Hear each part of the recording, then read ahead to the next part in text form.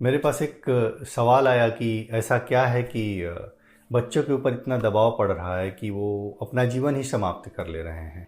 इसका जवाब बहुत अच्छे से कबीरदास जी ने दिया है। गुरु कुम्हार शिष्य कुंभ है, गढ़ी गढ़ी काढ़ है खोट।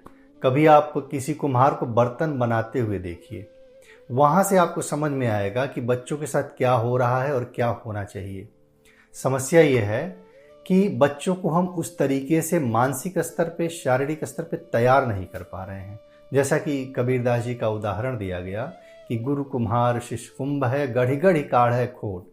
तो उसमें क्या होता है कि जब कुम्हार बर्तन बनाता है तो बर्तन के भीतर हाथ लगा के सपोर्ट दे देता है और बाहर से हल्की चोट देता है, लेकिन चोट देने में भी समझदारी बरतनी होती है कि इतनी चोट ना दे दी जाए कि वो बर्तन ही टूट जाए।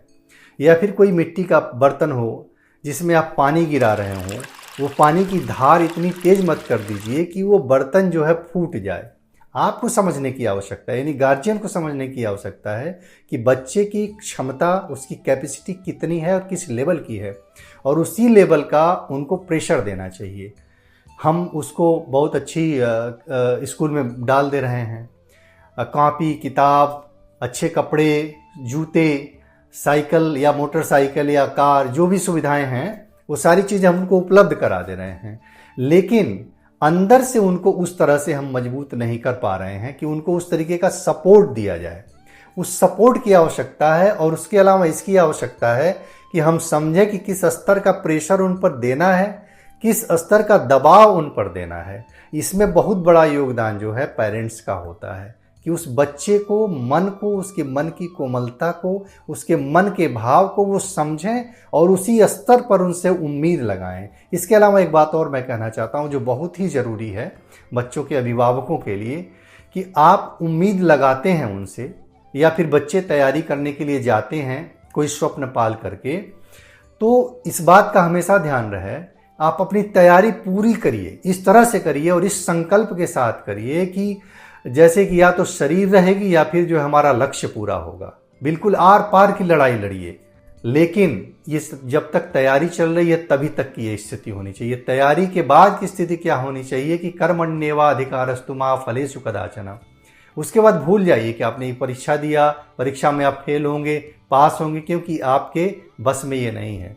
तो इस स्तर की समझदारी बच्चों में भी आनी चाहिए और इस तरह की समझदारी अभिभावक में भी आनी चाहिए। किस स्तर का दबाव, किस स्तर का प्रेशर उन पर देना चाहिए, और उनके मन को समझने की बहुत ज़्यादा आवश्यकता है, क्योंकि वो बहुत ज़्यादा अकेले हैं।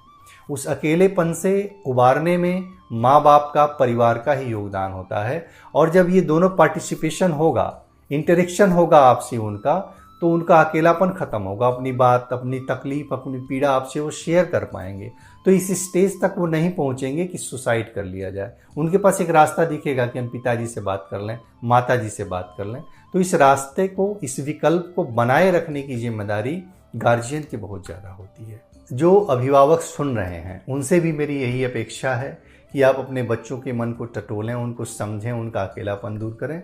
इसके साथ साथ जो युवा मुझे सुन रहे हैं उनसे भी मैं यही उम्मीद करता हूँ और आशा करता हूँ कि आप भी जो है अपने को थोड़ा मजबूत करिए और अपने पेरेंट्स से, अपने परिवार वालों से जुड़िए। वही आपके सबसे अच्छे दोस्त हैं, सबसे अच्छे सलाहकार हैं, सबसे अच्छे मित्र हैं।